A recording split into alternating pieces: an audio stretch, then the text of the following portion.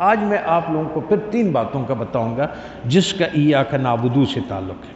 اس میں 3 حقیقتیں ہیں جو ہمارے استاد نے ہمیں اس کے کیفیات اور اس میں ان چیزوں کے ساتھ ہمیں اس کو آشنا کروایا اور ان چیزوں کے معنویات سے ہمیں آگاہی دی۔ قرآن مجید اس مقام میں یہ فرماتے ہیں کہ آپ نے، ہم لوگوں نے سنا ہوگا ایک مخلص، قرآن مجید میں ایک مخلص اور ایک مخلص ہے۔ مخلص وہ ہے کہ جو ابھی تک اس کا نفس امارہ نفس لوامہ میں ہے، کبھی ادھر ہو جاتا ہے، کبھی ادھر ہو جاتا ہے، کبھی ادھر ہو جاتا ہے۔ مخلص وہ ہے کہ جس کا نفس اطمینان کو پہنچ جاتا ہے اور وہ اپنے نفس کے تزکیے اور تصفیہ قلب کو وہ اپنی جگہ پہ پہنچا دیتا ہے، تو اس کو قرآن مجید نے اس کا ذکر فرمایا ہے کہ وہ مخلصی، وہ مخلص لوگ، چنے ہوئے بندے سمجھ لیں آپ۔ ایک تو ہم نے مخلص کو سمجھ لیا۔ دوسری بات جو ہمیں سمجھنے کی ہے آگے اس کو بات کو سمجھنے کے لیے، وہ یہ ہے کہ حضرت ابراہیم علیہ السلام کے قصے میں فرماتے ہیں کہ وہ اللہ تبارک و تعالیٰ کے تعریف، حمد و ثنا بیان کرتے ہیں اس مقامات کا، جو سلوک میں بھی آپ کو انہی سے اس جگہوں پہ پہنچتا ہے۔ آپ کی پھر ہر چیز آپ یہی دیکھتے ہیں جو ابراہیم علیہ السلام نے فرمایا۔ کیا فرمایا؟ وَلَا تُخْزِنِي يَوْمَ يُبْعَثُونَ، اور مجھے رسوا نہ کرنا، اور مجھے رسوا نہ کرنا جس دن سب اٹھائے جائیں گے۔ یوم لا ينفع مالا ولا بنون، جس دن نہ مال کام آئے گا اور نہ اولاد کام آئے گا۔ مالک یوم الدین میں اس دن کہہ دیا تھا کہ آپ کی کیفیات پہ نظر رکھو۔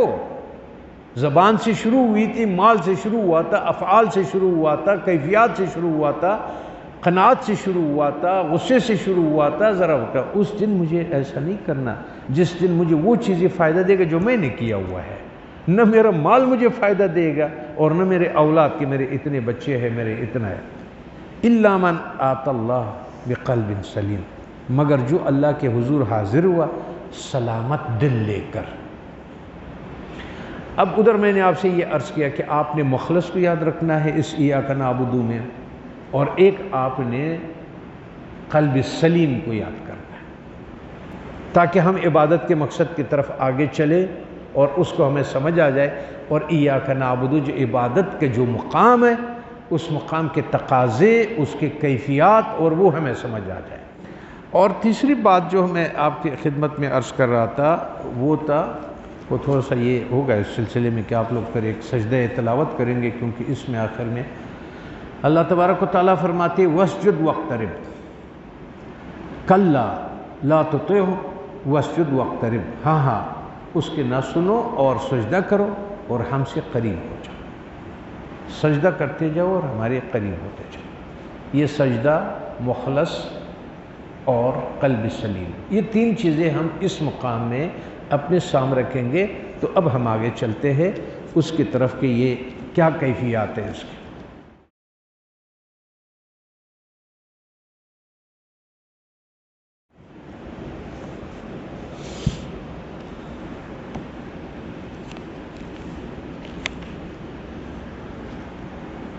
سب سے پہلے تو ہم سیر و سلوک سے شروع کرتے ہیں اور تزکیہ نفس سے شروع کرتے ہیں۔ وہ اس طرح ہے، سیر و سلوک سے مقصود جو ہم کہتے ہیں سیر و سلوک، ہم اسے کہتے ہیں تربیت، ہم اسے کہتے ہیں کہ راستہ، اور ہم اسے کہتے ہیں کہ منزل اور مقصد۔ سیر و سلوک سے مقصود نفس امارہ کا تزکیہ اور تطہیر ہے۔ اس سے مقصد ہمارا نفس امارہ کا تزکیہ اور اس کا صفائی ہے، تاکہ باطل الہوں کی عبادت سے، جو باطل الہ ہے ہم اس کو اس جگہ میں بٹھایا ہوا ہے دل میں جہاں پر محبت اور دل دینے کی اللہ کی جگہ ہے، اس میں اور خواہشات نفسانی سے وجود میں آتی ہے، نجات میسر آ جائے۔ تو استاد فرما رہے ہیں تاکہ باطل الہوں کی عبادت سے باطل الہوں کے عبادت سے جو خواہشات نفسانی سے وجود میں آتی ہے نجات میسر آ جائے، اور حقیقت میں سوائے ایک معبود برحق و تقدس کے اور کچھ بھی قبلہ توجہ نہ رہے۔ آپ کا توجہ کا قبلہ جو ہے، جیسے ہم نماز پڑھتے ہیں تو لازمی بات ہے آپ اپنے قبلہ توجہ جو ہے اس کا جو ہے وہ اس طرف کرتے ہیں، تو ہم نے ہمارا توجہ اس کی طرف ہو جو کہ اس کے قابل ہے، اور دینی و دنیاوی مقاصد میں کسی بھی مقصد کو اس ذات کے عبادت کے سوا اختیار نہ کریں۔ دنیاوی اور دنیاوی، دینی اور دنیاوی، ذرا دونوں کا فرق دیکھیں کہ دنیاوی اور دنیاوی آپ کی عبادت میں کوئی مقصد نہ ہو، آپ کی عبادت کا مقصد یہ بھی نہ ہو کہ مجھے جنت ملے، اتنا آپ کا عبادت کا توجہ اس کی طرف ہو، دنیا کو تو چھوڑیں، کہ آپ کا دینی عبادت میں آپ اتنا اس کی طرف آپ کا قبلہ درست ہو کہ آپ کا عبادت کا توجہ صرف اس کی ذات کے، کہ وہ اس کے ستائش، یہ اس قابل ہے کہ میں اس کی عبادت کروں۔ دینی مقاصد اگرچہ حسنات میں سے ہے، یہ جو دینی مقاصد ہے، جنت ہے، ثواب ہے، یہ اگرچہ حسنات ہے، لیکن ان کا تعلق بھی ابرار کے کام سے ہے۔ مقربین انہیں بھی برائیوں میں سے جانتے ہیں، اور ایک ذات کے سوا کسی چیز کو مقصد نہیں گرداتے، وہ ایک ذات کے سوا کسی مقصد کو یہاں دل میں گنجائش نہیں دیتا وہ، صحیح؟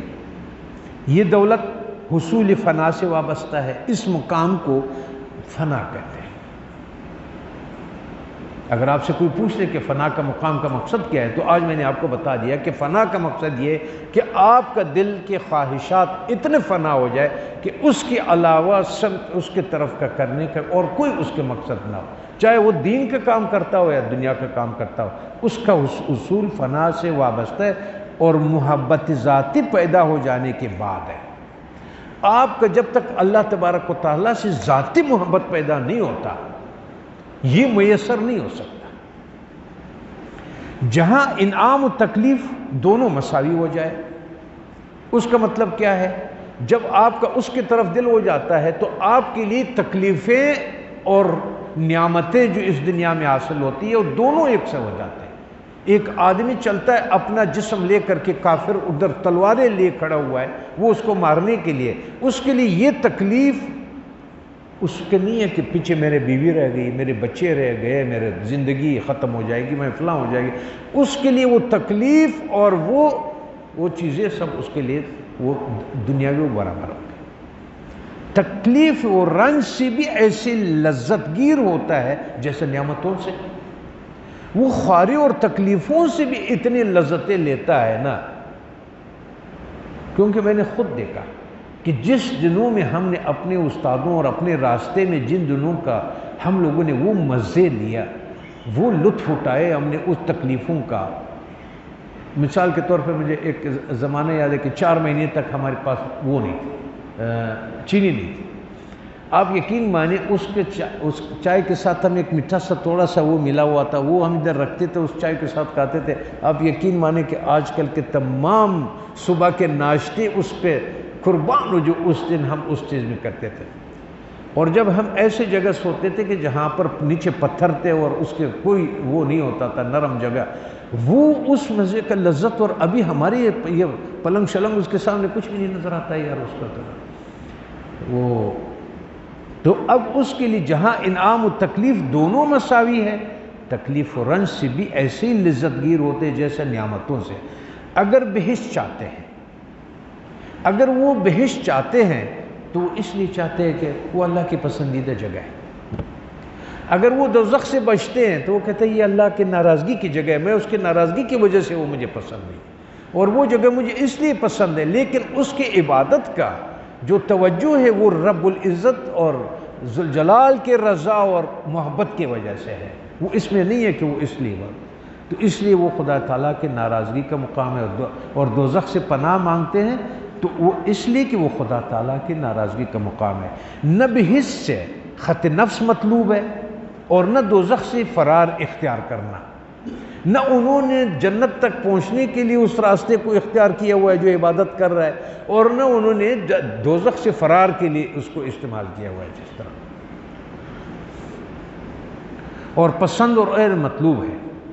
محبوب جو کچھ بھی کہتا ہے، جو بھی محبوب کرتا ہے، المحبوب جو وہ فعل کرتا ہے، المحبوب محبوب. محبوب جو کچھ بھی کرتا ہے وہ محبوب اور پسندیدہ ہوتا ہے.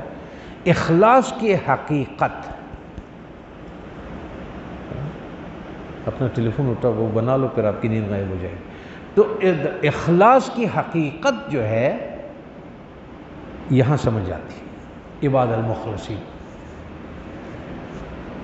سمجھ لے.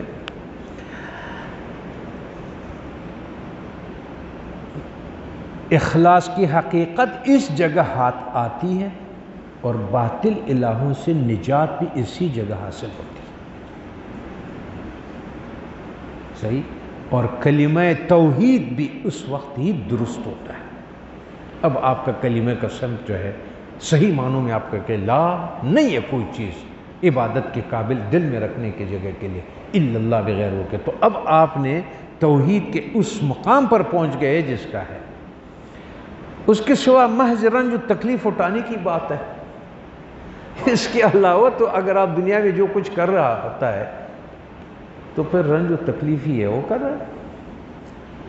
محبت ذاتی کی بغیر، وہ محبت ذاتی جو حمد میں تھا، الحمدللہ، پھر اس مقام پہ چلے جاؤ جو ذاتی محبت والی بات ہے کہ بغیر رب العالمین اور صفات اور محبوب کی انعام و تکلیف کے ذریعے کی بغیر ہے. وہ محبت ذاتی نہ وہ رحمتوں سے اور نہ ان نعمتوں کے جو انہوں نے بنائے ہوا ہے ان سے اس کے وابستگی ہے، اور صرف ذات تعالیٰ کے اللہ جس کا نام ہے وہ اس کے ساتھ تعلق کی بات ہے، اس کا مقام ہے. غیب والی بات ہے فنا مطلق اس شرکت سوز محبت کی بغیر ہاتھ میں آتی ہے. تو اچھا فنا مطلق اس شرکت سوز محبت کی بغیر ہاتھ میں آتی ہے. عشق آن شعلہ اس کے چن بر فروغ، یہ وہ شعلہ ہے محبت کا جب یہ دل میں آ گیا تو انہوں نے آپ کے دل میں جتنی غیر اللہ کی محبتیں تھیں ان کو جلا دیا. جیسے کہیں آگ لگ جائے نا تو باقی چیزوں کو تو جلا دیتا ہے. تو فنائیت جو ہم کہہ رہے ہیں، فنائیت اس بات کی ہے کہ دل میں اتنی محبت آ جائے کہ آپ اس کے لیے جو کچھ غیر محبت ہے وہ اس کے سامنے جل جائے. ہر چیز جز معشوق باقی جملہ سو. عشق کا وہ شعلہ ہے کہ بغیر معشوق کا جو کچھ اس کو ملا اس نے ڈال دیا. تیغ لا در قتل غیر حق بران، انہوں نے کلمے کا لا کا جو تیغ ہے، تلوار ہے، انہوں نے اس کو چلایا. در نگر زان پس کے بعد ازلا چمان، جب انہوں نے لا کو سب تیغ چلا دیا تو پیچھے الا اللہ رہ گیا. ماند الا اللہ باقی جملہ رفت، بس الا اللہ رہ گیا دل میں، باقی سب چلے گئے. شاد باش اے عشق شروت سوز رفت، شاد رہے یہ ہمارے محبت اور عشق جو کہ تمام شریکوں کو جلا دیا. عشق وہ شعلہ ہے کہ جب اب اس کا وہ ترجمہ وہ کر رہا ہے، عشق وہ شعلہ ہے کہ جب روشن ہو جاتا ہے تو معشوق کے سوا ہر شے کو جلا کے رکھ دیتا ہے. غیر حق پر لا کی تلوار چلا دیتا ہے. یہ تلوار چلنے کے بعد پھر دیکھ کہ لا کی بات کیا ہے، صرف اللہ رہتا ہے، باقی سب کچھ ختم ہو جاتا ہے. اسی شرکت کو پوری طرح جلا دینے والے عشق تو شاد اور خوش رہے. یہ تو ہو گیا آپ کا کہ انسان کو اخلاص تک پہنچا دیتا ہے. صحیح.